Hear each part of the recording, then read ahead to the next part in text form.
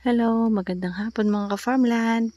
Ah, ang today's video ko po ay located po dito sa bundok po ng Paete, Laguna. So ayan, tabi po yan ng cemented road. Ito po ay malaking ektarya pero dahil nga po hindi mabenta ng malakihan, nag-decide po yung may-ari ng lupa na ipa-subdivide. So kung may bibili po, 1,000 square meter, yun po yung pinakamababang cut na pinagbibili ng may-ari. So, ayan, yung area na yan po ay tinabasan na.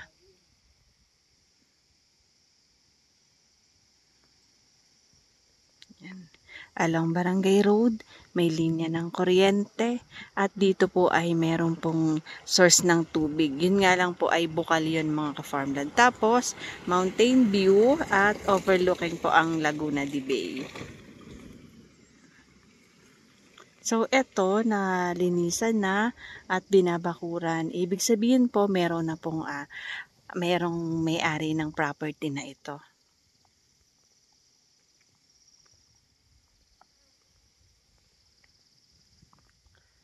Ito po ay tabi ng cemented road. Tapos ayan po yung linya ng kuryente.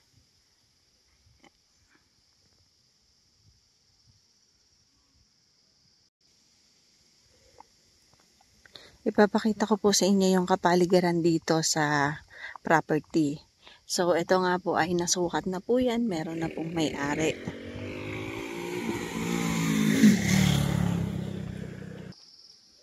Ayan mga ka-farmland. Ito yung kapaligiran dito. So ito yung kalsada, linya ng kuryente. Ayan. Madami po ditong development na ginagawa. Kagaya po na ang windmill. So, dito po sa bundok ng Kalayaan at bundok po ng Paete, Laguna ay magkakaroon po dito ng windmill. So, soon po pwede po maging tourist destination. Kagaya po na ang sa Pililya. Sa Pililya, Rizal. So, yan pong mga transmission line na yan. Yang tower, mga bago po yung ikinakabit. Diyan po padadaanin ang kuryente po ng kuryente na galing sa windmill. So, yun po, kalsada po yun, paikot po dito. Ang property po ay napapalibutan ng kalsada. So, yan. Ito po, itong nililinis na ito at itong may bakod na ito, meron na pong may-ari nito. Tayo pupunta tayo dun sa magandang spot.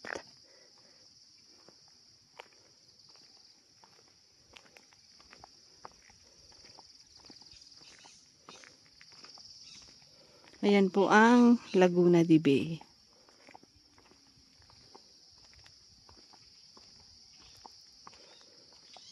Pwedeng mag-cut 1,000 to 5,000 square meter.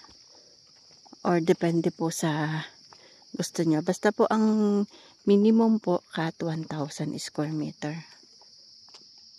Dito tayo sa may area na tinabasan na. So mapapakita ko po sa inyo yung view tsaka po yung location po ng lupa dito sa may pader na ito.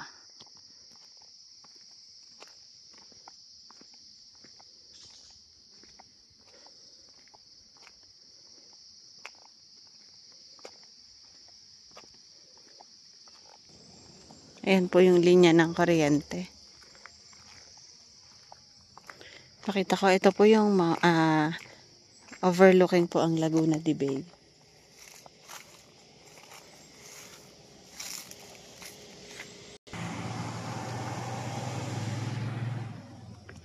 So, ayan, ito po, yan po ang Laguna de Bay. Kita po ang Makiling. Tapos, nandito po yung Mount Banahaw sa area po diyan. Tapos, nandito naman po ang bundok ng Rizal, Pililya, andyan po. So, pag nandun ako sa taas, makikita po ang Pililya. Yung windmill kita din po. So, ayan, hanggang dito po yung property.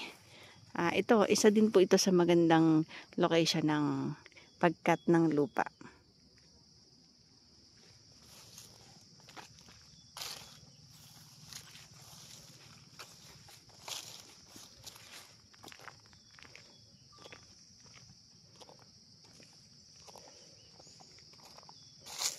Ito po ay OCT title.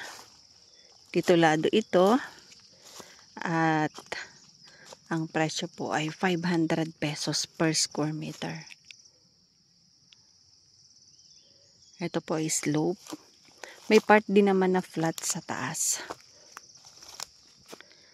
Ayan, meron po ito mga puno, kagayan, may puno po ng katmon, tsaka ng mga matitigas na punong kahoy. Meron pong mga mahogany at mga nara.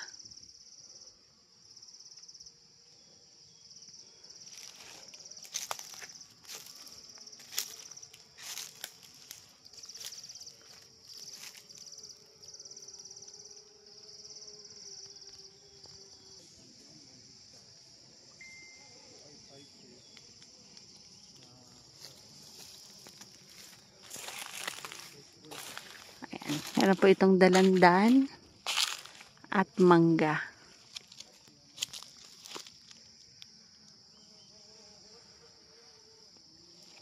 Ito po ay pinapatabasan ng may-ari ng lupa para maipakita or ma-appreciate po ng mga titingin or ng buyer. Kasi hirap nga naman pong bisitahin pag masukal ang isang property.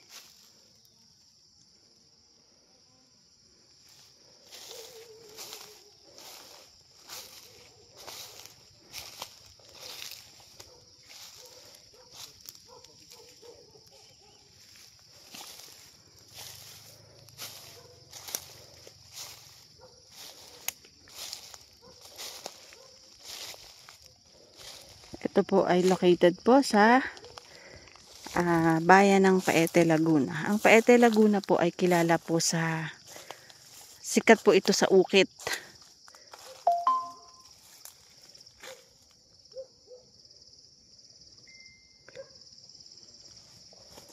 Ito po yung maraming ukit na mga puon, mga santo.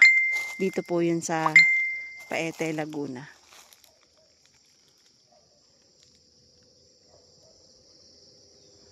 Ayan. Yan po ang Laguna de Bay. Kita po ang bayan po ng Kalayaan, Lumban, Pagsanhan, Santa Cruz.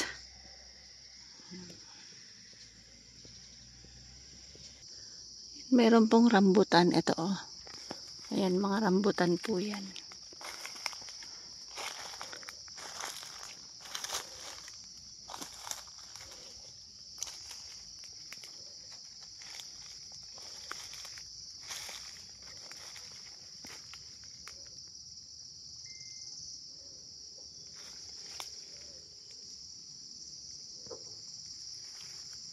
Pa-slow po pero banayad lang po.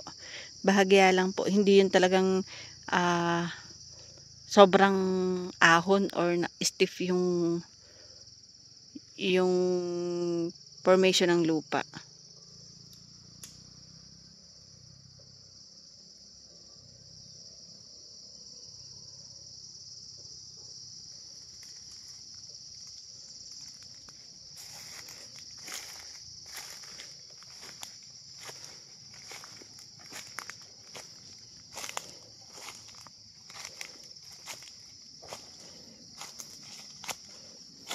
Mura na po ito para po sa 500 pesos per square meter na ang sukat ay 1,000.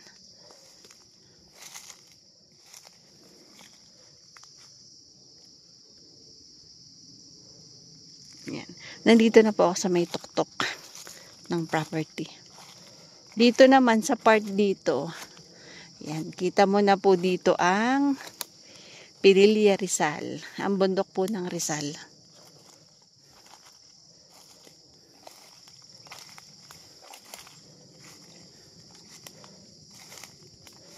Ganda dito, overlooking, mountain view.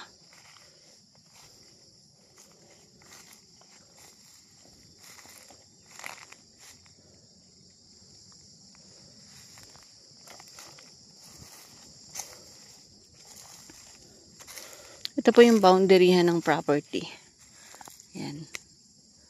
Ito. Ibang property na po yan. So, pag nandito po, yan o, kita po yung bayan ng Paete, Laguna.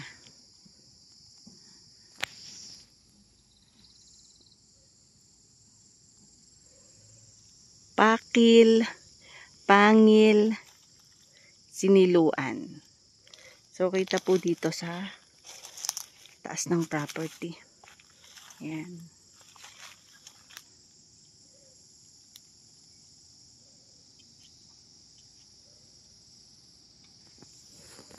At kung hindi po makulimlim, kitang-kita nyo po yung windmill.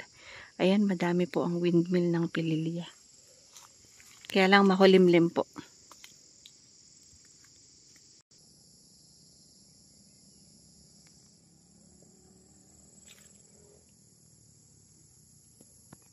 Ayan, kita din po yung bundok din po ng Paete.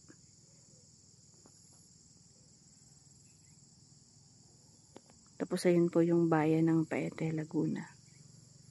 So ito po yung boundaryhan. Meron po kasing bakod.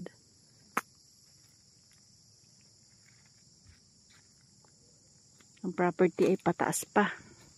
Papunta pa dyan. Hanggang doon sa may tower. Kasama pa po yun sa area doon.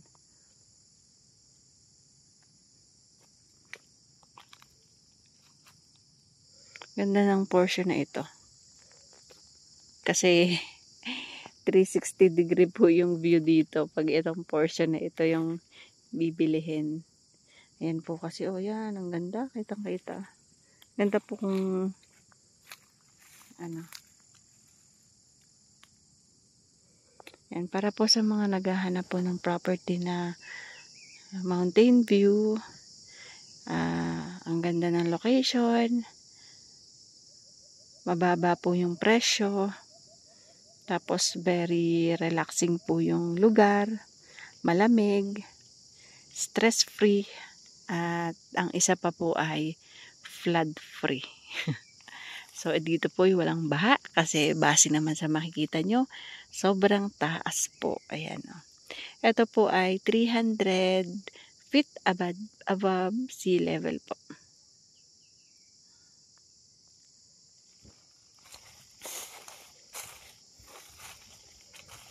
Ayan, at ating pong kasama ko po yung aming piloto para po ipakita namin sa inyo ang aerial shot or aerial view ng property.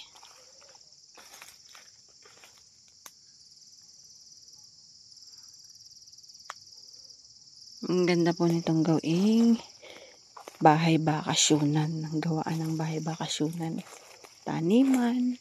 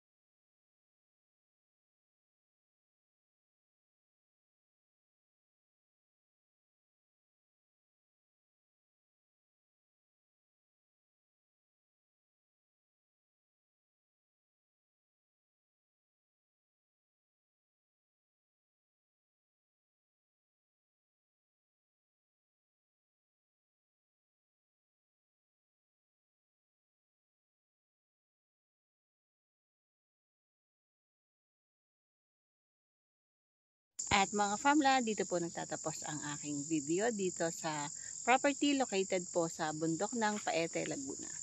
So, ito po, inuulit ko, pwede po mag-cut, 1,000 square meter, 500 pesos per square meter. Ito po, yan po ang Laguna de Bay. Bundok po ng Rizal. At ito po yung pinaka-property. O city title po, mga estimated po, 10 kilometers po from highway. At mayroon naman po siyang shortcut, mga 5 to 7 minutes lang po, papunta po ng bayan ng Paete, Laguna. So, ang Paete, Laguna po ay sikat, gawa po sa ukit. So, ito po ay madami pong tinitindang mga puon or mga santo. Dito po, sikat din po ang lansones. Matamis po ang lansones dito sa bayan ng Paete, Laguna. At ito din mga ka-farmland po ay malamig ang klima. So, malamig ang lugar. Nagpa-fog po dito. Baba po ulit ako at ipapakita ko po sa inyo yung kalsada. Yung linya ng kuryente.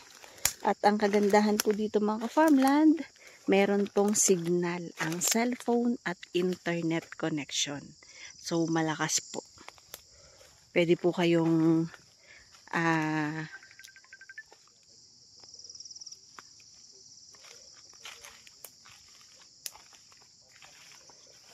ayan po. Baba po tayo dun sa may kalsada.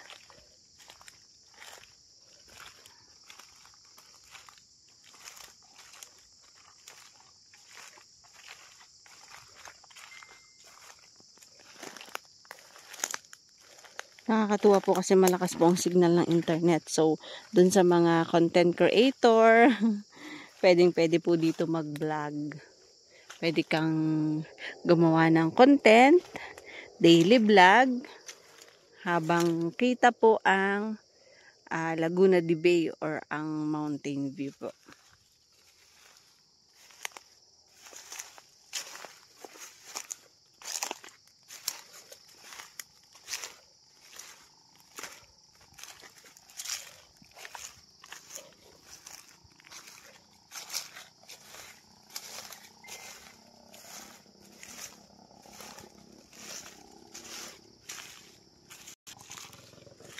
So, ayan, dito na po kami sa may kalsada.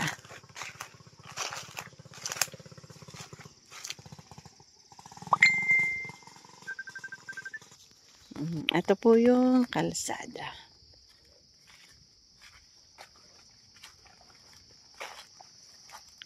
At ayan po yung linya ng kuryente.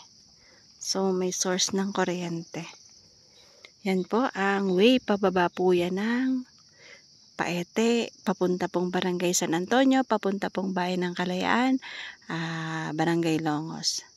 So, ito namang way na ito, papunta po yan ng Tatlong Cruz, malapit po ito sa Tatlong Cruz, papunta po ng Sitio Tubog or Tubog Falls, may falls po diyan, at dyan din po yung way, papunta din po ng farm nila Idol Sara at Mateo. So, dyan din po ang location ng Sitio Papatahan o yung isa pa pong barangay dito sa Paete.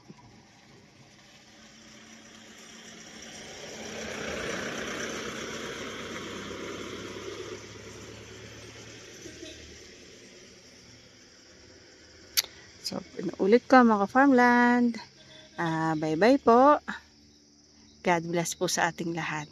Maraming salamat po sa aking viewers, followers, and subscribers. Shout out po sa inyong lahat. Bye-bye. God bless.